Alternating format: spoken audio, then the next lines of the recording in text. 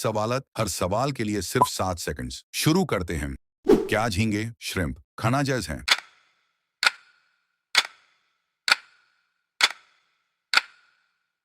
हलाल हैं?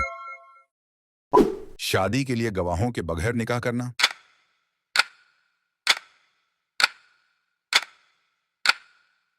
हराम। कुत्तों डॉग्स को घर के अंदर बटूर पलतू जानवर रखना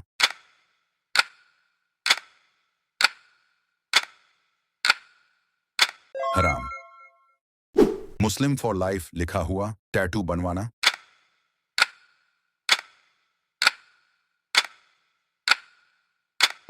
हराम। खूबसूरती के लिए आईब्राउज बनवाना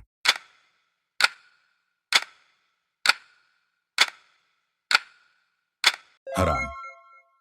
मार्डोन का कान में बालियां ईयरिंग्स पहनना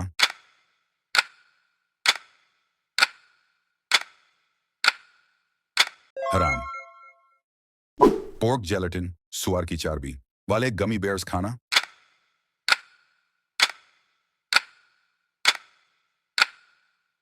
हराम। वनीला आइसक्रीम खाना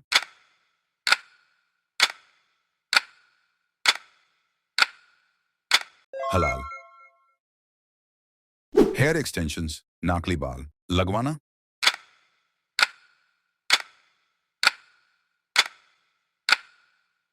हराम। लॉबस्टर खाना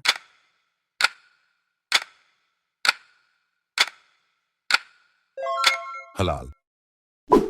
हैलोवीन मनाना